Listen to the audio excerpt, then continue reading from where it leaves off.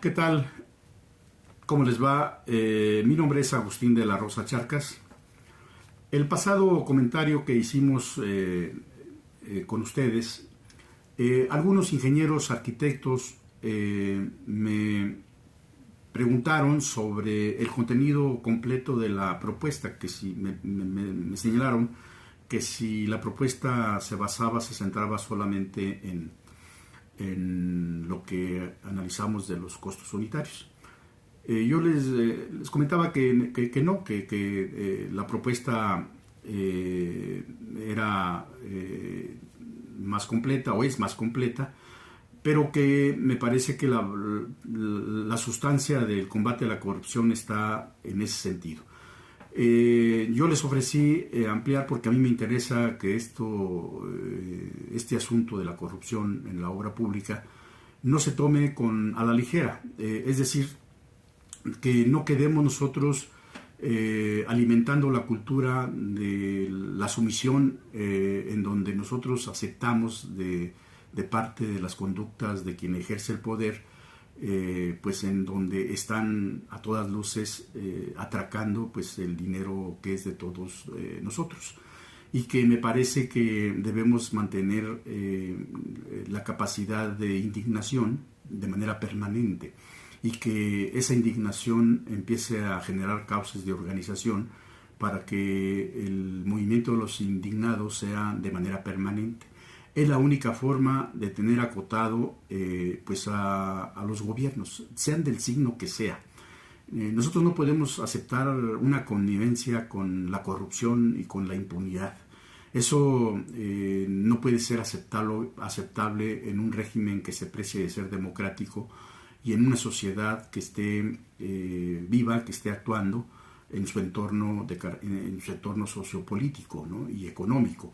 Entonces, en efecto, nosotros desde el 5 de enero de 1995 propusimos ante el Congreso del Estado de San Luis Potosí una iniciativa de ley en la que, en primer lugar, necesitábamos irrumpir en el debate de romper con esa fatalidad de que la corrupción en la obra pública pues es una fatalidad y que pues ni modo, que así son las cosas y que hay que acomodarse para que te vaya bien, ¿no? Aunque a la sociedad nos vaya mal, como nos ha ido, ¿no? Entonces nosotros dijimos sí hay manera de frenar, de controlar la corrupción. Entonces nosotros hicimos esta serie de planteamientos en donde la primera propuesta que hicimos fue la creación de una comisión permanente del Congreso del Estado que se denomine presupuestos unitarios para la obra pública. Esto es que desde el Congreso se tenga el control de esta comisión. Ya argumentamos nosotros lo fundamental que es que tengamos ese control en los precios unitarios en todas las obras que el Estado y los municipios ejecuten. Porque ahí está, sigo sosteniendo, ahí está el fondo en donde se puede contener esa corrupción infame que se da en el rubro de las obras públicas. La segunda propuesta que hicimos fue que la asignación de la obra por parte del Estado sea a todas las constructoras potosinas registradas en el padrón de contratistas, quedando excluidas las que hubieran ganado un concurso y que tal asignación tenga los siguientes criterios.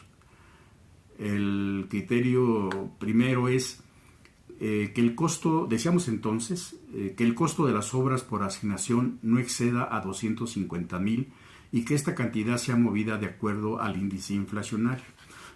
Aquí tendría una adecuación pertinente en el sentido de que el costo de las obras por asignación directa y las de invitación restringidas sean las que determine el Congreso del Estado cada año, tomando en cuenta la variable que da pues, el proceso inflacionario. Y que es como actualmente se está haciendo. Quien determina el costo de las obras que debe de tener las que son por asignación directa y las de invitación a cuando menos 3 personas, pues lo hace el Congreso, ¿no? Entonces, el segundo punto es que decíamos entonces, que no haya nunca un contratista que tenga más de una obra, excepto las concursadas, cuando existan otras constructoras que no tengan una, ¿no? Eso sosteníamos, esas son las propuestas que centralmente estábamos estableciendo, y señalábamos nosotros algo que quiero subrayar hoy en día porque sigue pues muy vigente.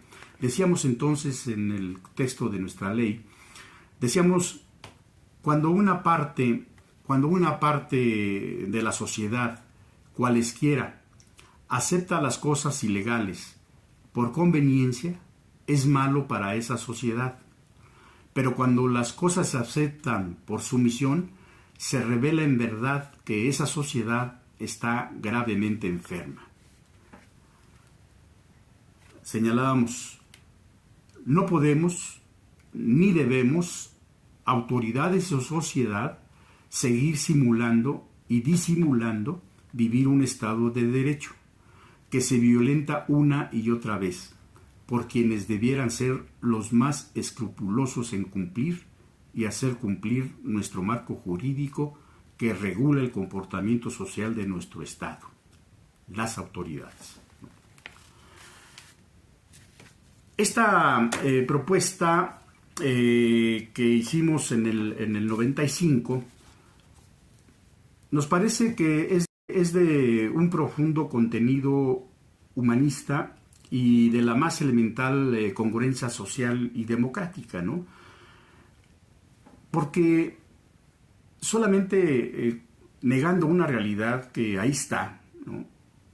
Que por más simulación que hagamos, lo que en nuestro país existe es que la micro y la pequeña empresa son las que generan más empleos en nuestro país, son las que pagan más impuestos y en general las que contribuyen más, y en verdad lo hacen en un rango muy fuerte, al Producto Interno Bruto que se genera en nuestro país, ¿no? Pero además también sabemos, ¿no? Y es pertinente también no olvidar que más del 90% de los negocios, de las empresas, pues están formadas por las llamadas MIPYMES, o sea, las pequeñas y medianas empresas, ¿no?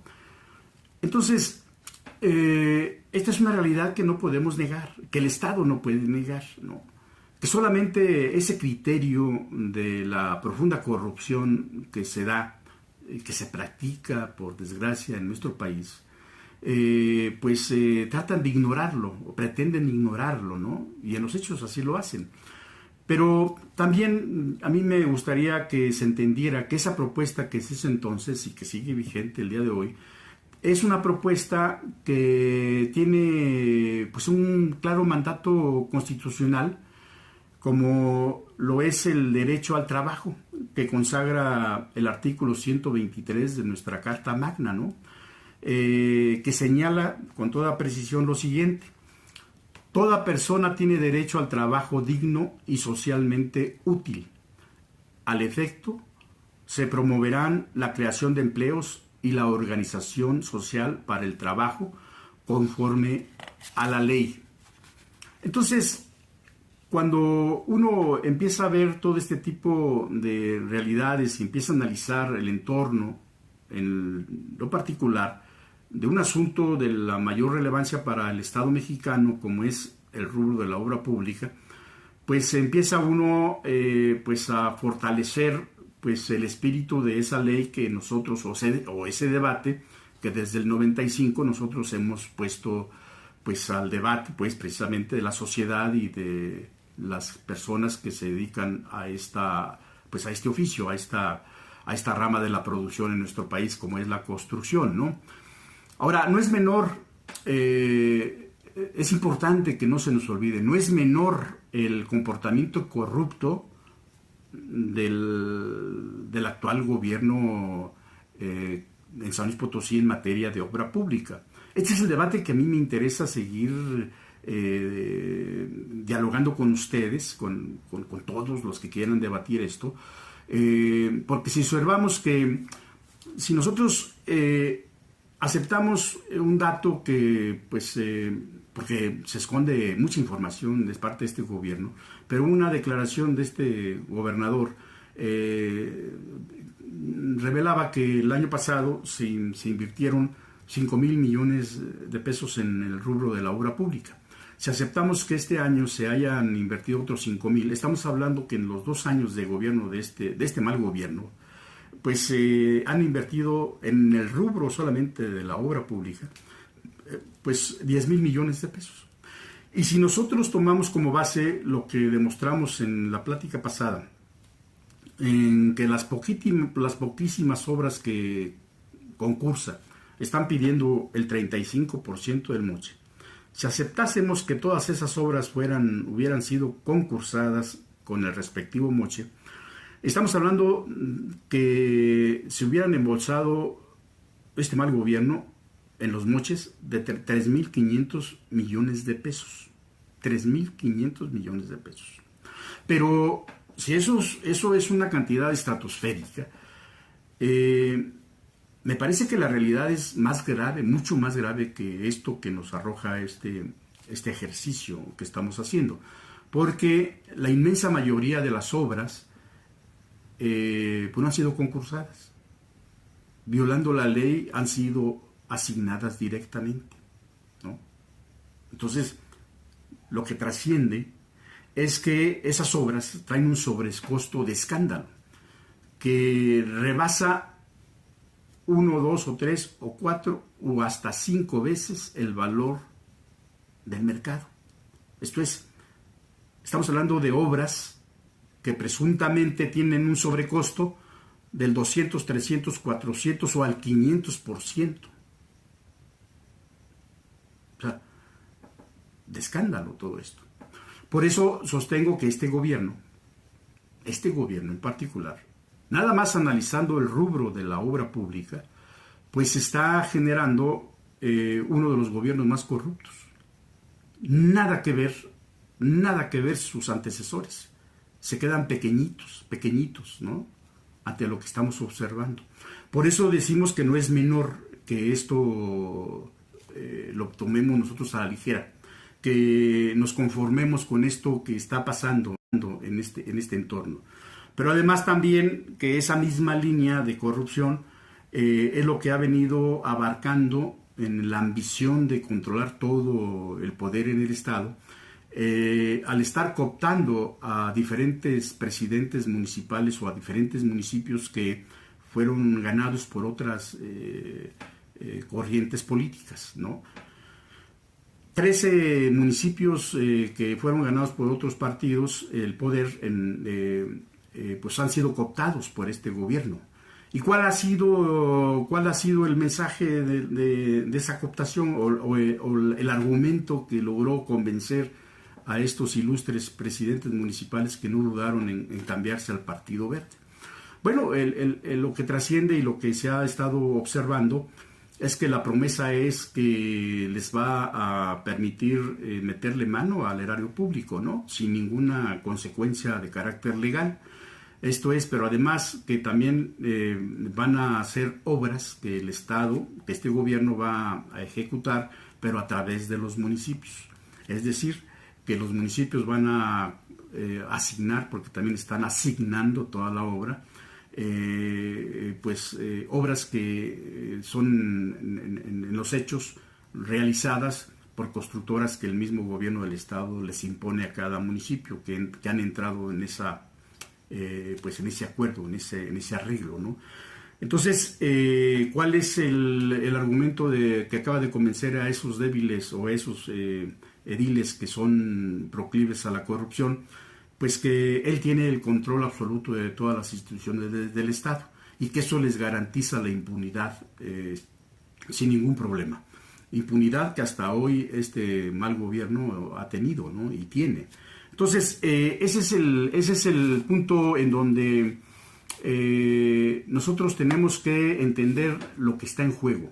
Por eso la sociedad tiene que generar los contrapesos en el ejercicio del poder que lo da pues el voto popular.